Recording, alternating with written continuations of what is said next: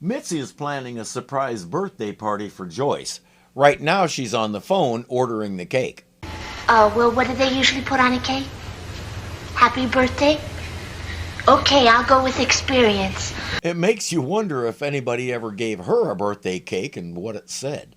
Meanwhile, a man is installing an alarm system in the house. You know, I'm surprised somebody like you didn't have a system put in years ago. Well, to be honest, I don't have anything worth stealing. Well, hardly anything. She does have one diamond necklace that John gave her when they were married. It's been in a safe deposit box, but she says, now I can bring it home. Boy, the problems of big city living. Where are you from? Woodrow, Nebraska. People there don't even lock their doors. In fact, one Christmas we went on vacation and left the front door wide open. And when we came back, nothing was missing. Of course, our living room was full of moose. She doesn't mean the animal. They don't live in Nebraska. They prefer mountains. What she means is, while they were away, the town had a major hot spell and all her hair care products exploded. On her way to work, Joyce will stop and pick up the necklace. Isn't that something, Tracy? Oh, I don't know, Joyce. I think it's rather tacky to flaunt your accessories. Dear. Joyce, Oh, John, please. have a heart. It's like shooting fish in a barrel. It's like using 4 legs in a 3-legged race. Everything is all set. John found an excuse to make Joyce stay late at the studio, and she's just getting home.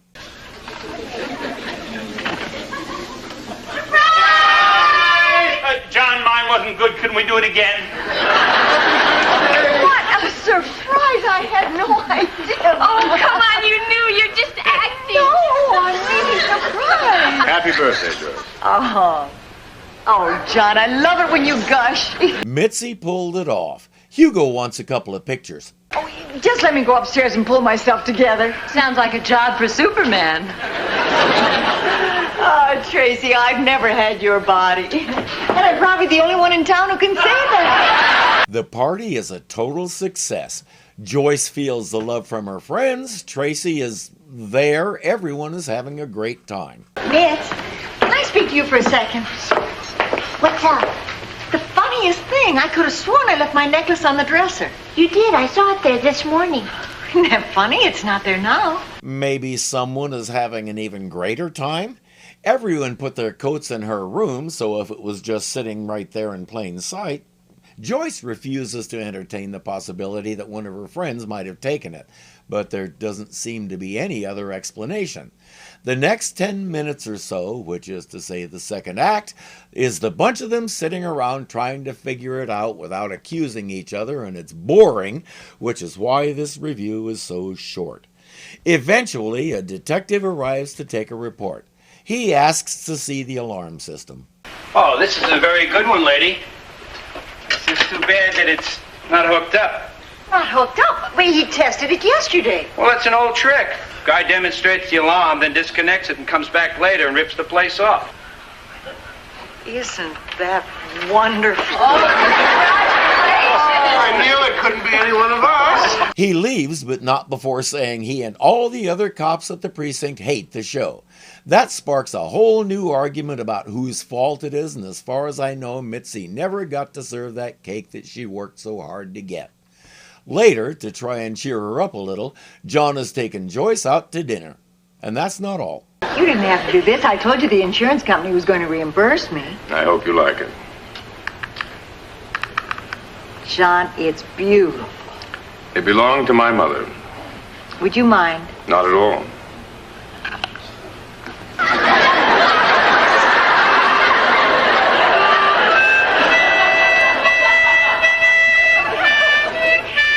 Mother was better. Okay, of all the gags they could have put in that case, that is the one I didn't see coming, and it did make me laugh.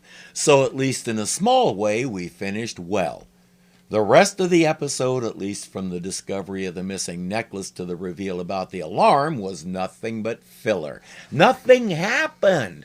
We tried to build suspicion and distrust among the group, but it never really got off the ground. Every time it tried, either Joyce or Mitzi squelched it.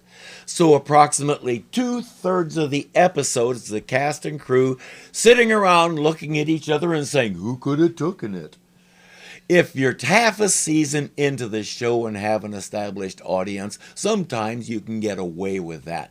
Not in the third episode of a show that people are already iffy about, and especially when you're running opposite Monday Night Football.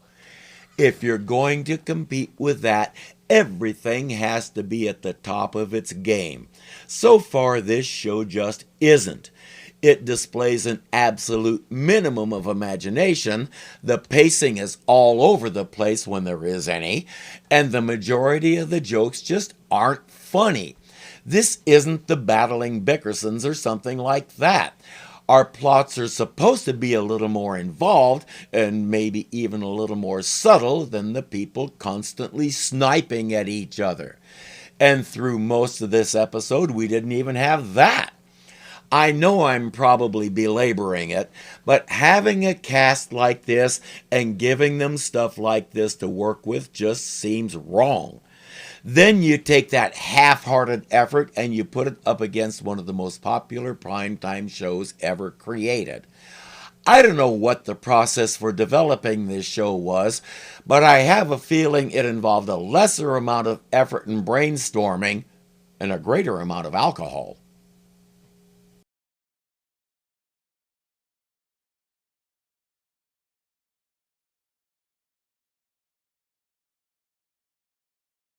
It displays an absolute minimum of